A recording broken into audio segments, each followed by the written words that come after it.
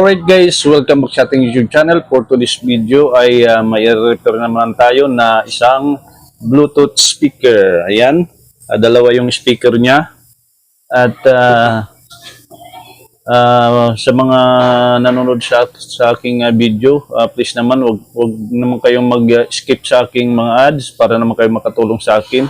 At sa mga bagong napadpad sa aking channel, paki-subscribe at paki-like na rin para mas marami pa tayong i-upload na ating mga video. Okay guys, simulan natin ang ating pag-repair nito at para malaman natin kung anong mga sira ng Bluetooth speaker. At ito na guys, binuksan ko na. Ito yung kanyang board, yan. Power on natin. Yan. Wala siyang hindi lumalabas yung kanyang yung kanyang Bluetooth ano, pero naglalight naman yung dito sa may speaker, yung mga LED light naglalight naman. Ayan, tumutunog pero wala siyang display ano, walang display. I-check muna natin yung kanyang regulator. May regulator dito na 3.7 volts to yung kanyang output ay 5 volts ano, para papuntang Bluetooth IC. Titingnan natin kung mayroon. Ayan.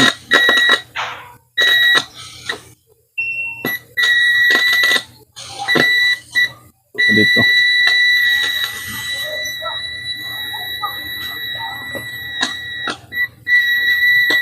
Yan. Check natin kung may 5 volts siya. Ay, baliktad pala yung ating tester.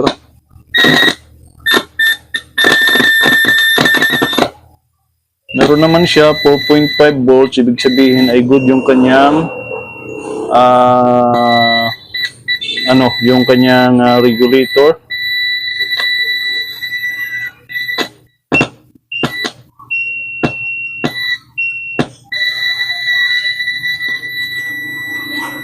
Dito tayo sa may 3.3. Ayan, 1.8 lang. Dapat 3.3 yung supply dito, ano? Dito sa may sensor ng remote. Dapat 3.3 volts yung supply niya dyan. At meron lang siyang 1.8 volts. Pupos ko muna guys. Troubleshoot ko kung anong sira. Babalik na lang tayo mamaya. Ayan guys, troubleshoot ko na siya. Ang kanyang sira ay itong Bluetooth IC ano. Itong Bluetooth IC kasi yung dito nakakonek lahat yung kanyang kahit nga yung kanyang microphone, ito kanyang microphone dito din nakakonek. Pag ito na talagang masira, wala na talagang hindi na magagamit yung Bluetooth speaker mo. Mahirap na maayos pag ito na yung masira no, kasi kung baga sa tao, siya yung parang utak ng tao ito. Yan ang kanyang sira guys, pero may parang pa rin ako dito. Sayang naman kung hindi ito maayos ano. Okay pa yung battery niya, tsaka yung speaker niya. Okay pa naman. At gagawa natin ng paraan para maayos to. Ito yung gagamitin natin ano.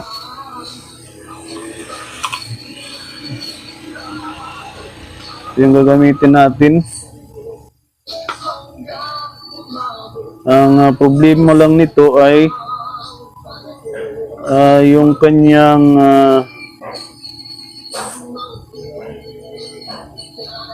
12 volts yung supply niya, no? Ito yung kanyang supply dito ay 12 volts, pero duman siya sa regulator na 5 volts. Bali, 12 volts yung supply, nagre-regulate siya ng 5 volts yung kanyang output. Bali, yung supply pa rin dito sa kanyang Bluetooth IC, ito yung kanyang Bluetooth IC, ay 5 volts.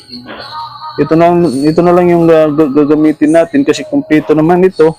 Meron siyang sa USB, may Bluetooth siya at meron din tong FM radio, kumpleto naman siya. Kahit na sa SD card, pwede siyang pasukan ng SD card. At meron din siyang input ng auxiliary. Ito yung kanyang output. Input. Input pala ito.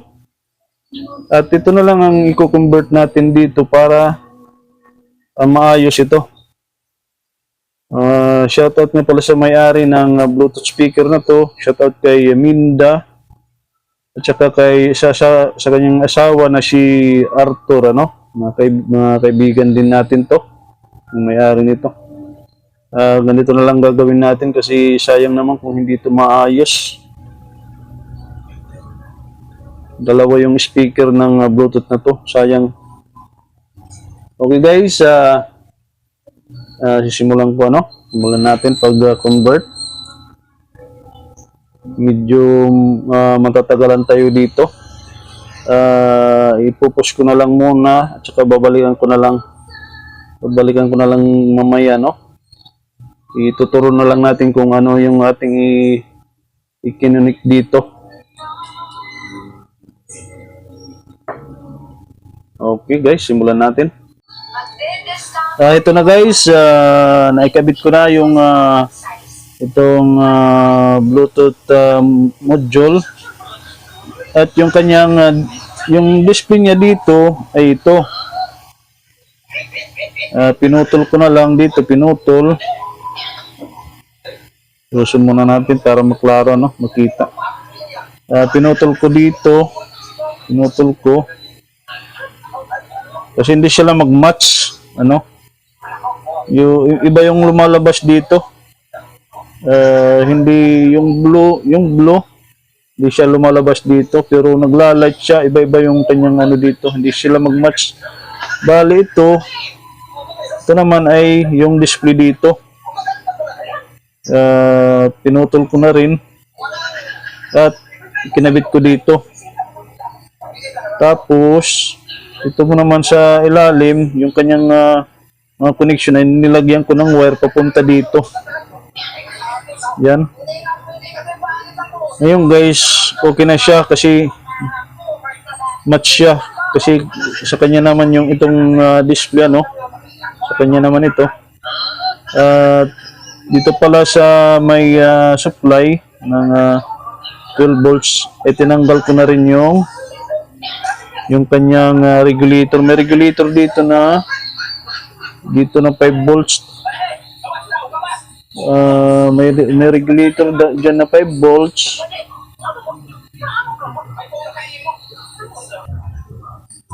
At dinirect ko na siya dito, dinirect. Yan.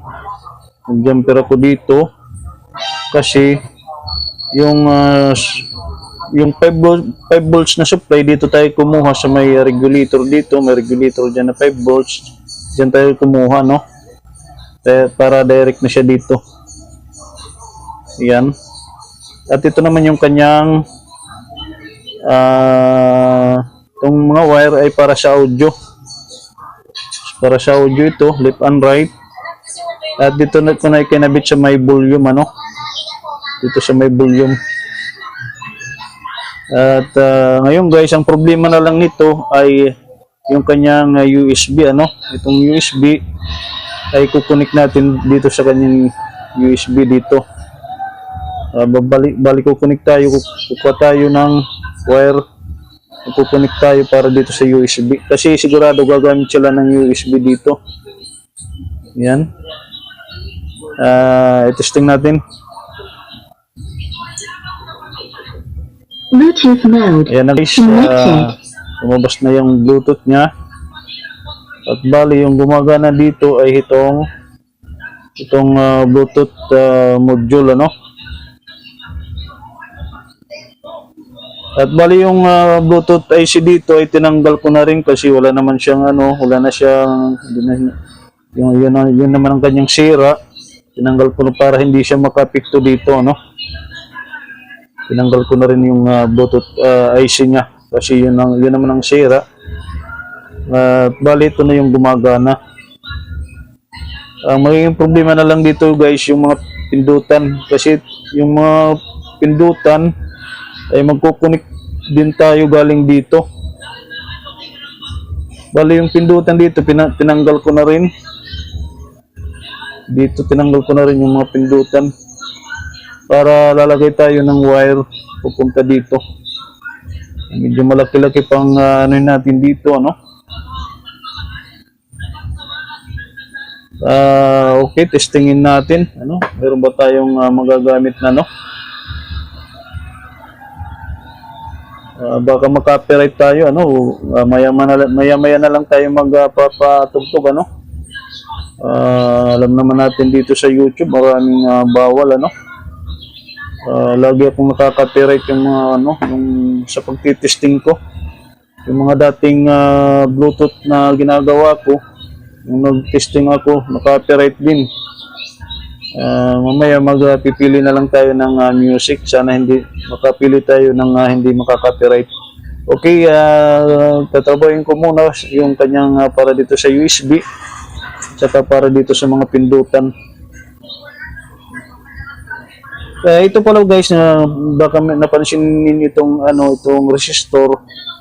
Ang gamit naman dito ay kasi yung amplifier ng Bluetooth na to ay kailangan may supply siya na 3.3.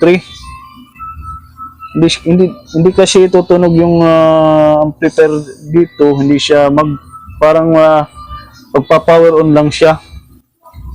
Hindi kasi ito magpa-power on yung IC ng amplifier natin kapag hindi siya masupplyan ng 3.3 o di kaya 3.7 volts.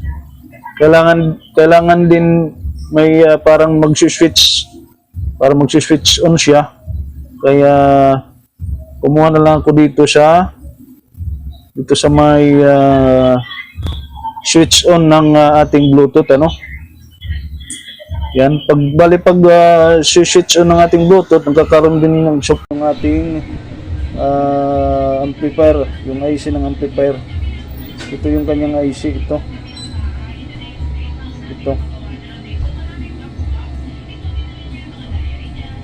Yan yung kanyang IC ng amplifier. Mabuti naman hindi siya naapektuhan yung okay pa yung kanyang amplifier, yung IC ng amplifier natin. Okay pa. Yan ang gamit dito guys. Baka napansin nyo yung resistor. Siya yung nagpapa-on ng ating IC ng amplifier. Kaya siya tutunog. Okay.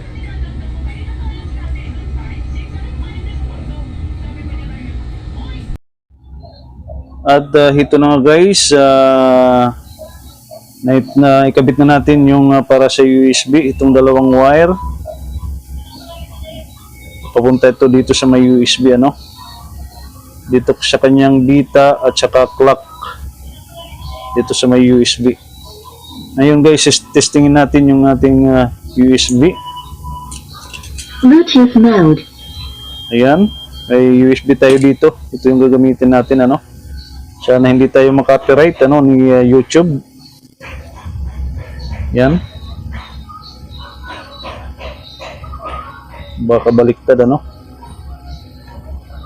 USB driver mode. Ayan na siya. Yun. Okay na.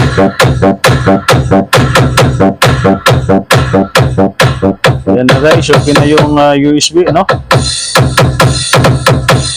Okay. Hindi natin nahabaan, baka copyright tayo, ano. Sayang naman yung ating vlog. At magkakaroon pa tayo ng violations kay YouTube. Ang kulang na lang dito guys ay sa mga para sa mga pindutan dito sa mode, next at previous at saka pause and play. Okay? Ayun na lang ating gagawin.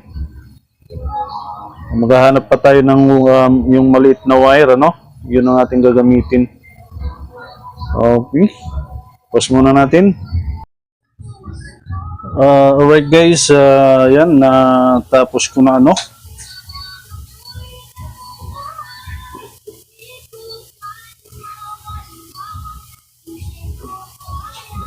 Ayan yung para sa mga pindutan. Yan. Ito yung para sa mode. Ito sa previous. Ito naman yung dalawang ito para sa play and pause. Ito yung dalawa naman ay para sa next. So yan, kumpleto na no, lahat. Ito pala yung ating Bluetooth module ay dinidikit ko na dito, no? Parang nadugtong lang. Yan, para malinis yung pagkagawa. Ngayon titestingin na natin. Bluetooth mode. Yan. Sana hindi tayo makapiright nito, no? Try lang natin. Pag makapiright tayo, i-erase natin. Okay, yan. USB driver mode. Naka-USB din yan. Sakit na! Okay, pindutin muna natin yung next. Yan, nag-next na siya. Feel the electrifying sound of La Paz. Reviews, ito naman yung reviews. DJ Marvin Ballad.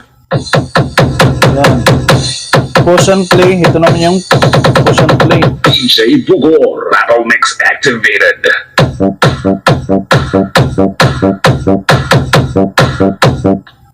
Yan, nag-pause na siya. Nag-pause. Play natin. Okay na guys. Bluetooth mode. Dito naman tayo sa mode. Ito yung pindutan ng mode ito. FM mode. Ano kayo pwede siya? Guy. Kaka-copyright tayo. Pindutin ulit natin yung mode. E mode. Para sa line. Pindot tayo ng isa para sa Bluetooth. Yan na guys, kompleto na lahat. At nagawan din natin ang paraan. Yun guys, sana nakatulong yung ating video, no? Yung ating vlog ngayon. At para sa ating mga ka-technician at sa mga may-ari ng mga Bluetooth, ay pag ganitong mga sira, pag Bluetooth ay yung sira, huwag ninyong itatapon kasi sayang naman. Ang mahal-mahal pa naman ang pagbili natin ito. Siguro mayroon yung mga ganitong Bluetooth, mayroon siguro itong mahigit 2K o 2,000 pesos, ano, mahigit 2,000.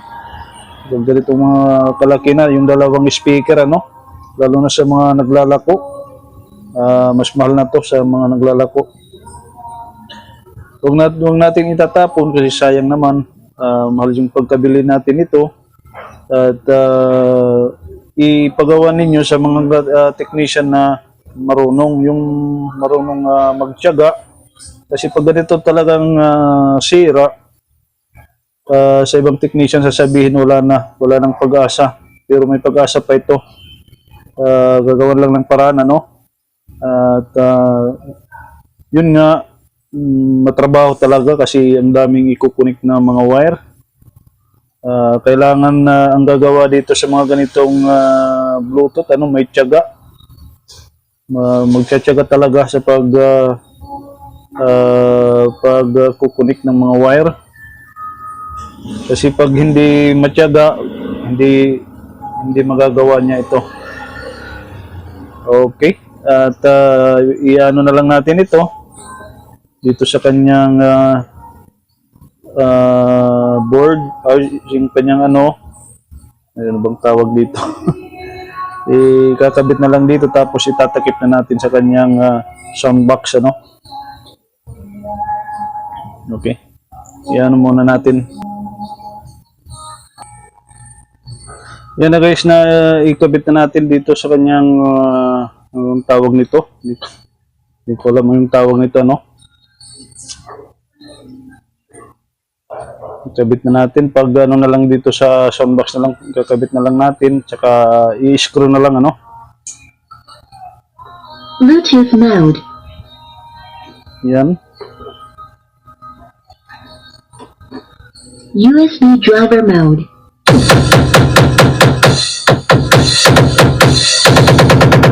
DJ Bugo. Okay, yun na guys, natapos na rin natin ano. Anyway, sa mga bagong napadpad sa ating channel, paki-subscribe sa ating channel, paki-like na lang at para marami pa tayong magawang video ano. At yun na nga guys, natapos na natin ang pag-repair ng isang Bluetooth ano. Kahit nahirapan tayo, okay lang basta nagawa natin, naayos natin. Sayang naman kasi kung hindi natin maayos ano. At maraming salamat sa